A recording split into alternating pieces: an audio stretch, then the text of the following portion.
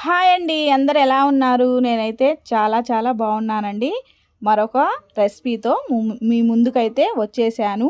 మేక దబ్బ కూర అండి. చాలా చాలా బాగుంటుంది. ఈ దబ్బ కూరలో ఐరన్ ఎక్కువగా ఉంటుందండి. ఈ దబ్బ కూరలో కొవ్వు తక్కువగా ఉంటుంది. బరువు తగ్గాలనుకున్న వారు ఈ దబ్బ కూర తింటే బరువు కూడా తొందరగా తగ్గిపోతారండి. కొవ్వు అస్సలు ఉండదండి. తక్కువ శాతమే ఉంటుంది. నేనైతే ఒక అర కేజీ మేక దబ్బని తీసుకున్నానండి. ఫ్రెష్గా ఉంది చూడండి. తర్వాత 2-3 సార్లు కడుక్కున్న తర్వాత కొద్దిగా పసుపు, కొద్దిగా సాల్ట్ వేసుకొని స్టవ్ వెలిగించేసి ప్యాన్లో వేసేసుకొని పెట్టేసుకున్నానండి. నీసు నీళ్ళన్నీ పోయేంత వరకు ఇలాగా ఉడకబెట్టుకోవాలండి. ఈ నీసు నీరు అంతా పోతుంది. ఇలా పోయిన తర్వాత చూడండి ఎంత చక్కగా ఉడికిపోయిందో. తర్వాత పక్కన పెట్టేసుకుందాము. ఒక ప్యాన్ పెట్టేసుకొని దాంట్లో కొద్దిగా ఆయిల్ వేసుకుందామండి. ఈ కర్రీలో కొద్దిగా ఆయిల్ ఎక్కువగానే పడుతుంది.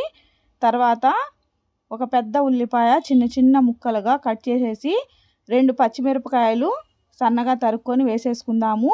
అందులోనే కొద్దిగా సాల్ట్ వేసుకొని గోల్డెన్ కలర్ వచ్చేంత వరకు ఫ్రై చేసుకుందామండి.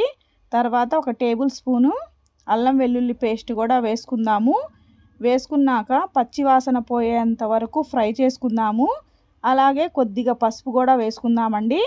మనం ఉడకపెట్టేటప్పుడు కొద్దిగా పసుపు వేసాం కదండి. ఇప్పుడు చూసి వేసుకోండి.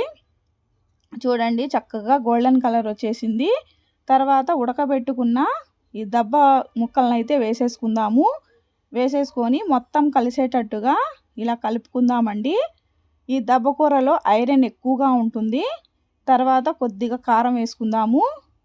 అలాగే ఒక టేబుల్ స్పూన్ ధనియాల పొడి, ఒక అర టేబుల్ స్పూన్ గరం మసాలా వేసుకొని మొత్తం కలిసేటట్టుగా కలుపుకుందామండి.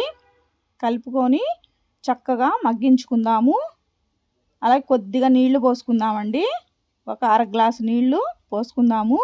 పోసుకొని మొత్తం కలిసేటట్టుగా కలుపుకొని మూత పెట్టేసుకుందాము.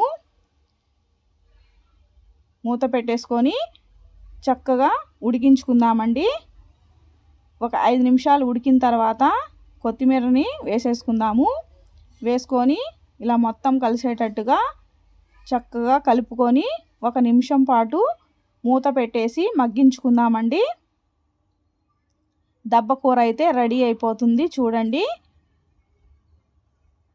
ఈ దబ్బ కూరలో కొవ్వు తక్కువగా ఉంటుందండి. బరువు కూడా చాలా తొందరగా తగ్గిపోతారు. ఆయాసం ఉన్నవాళ్ళు తిన్నా కూడా ఆయాసం కూడా తగ్గిపోతుందండి. చూడండి దబ్బ కూర అయితే రెడీ అయిపోయింది. ఇప్పుడు సర్వింగ్ బౌల్లోకి అయితే తీసేసుకుందాము. వేడి వేడి అన్నంలోకి, చపాతీల్లోకి, జొన్న రొట్టెల్లోకి అయితే చాలా బాగుంటుందండి.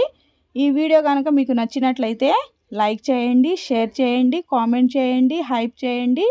మరో కొత్త వీడియోతో కలుసుకుందాం ఫ్రెండ్స్. Bye bye.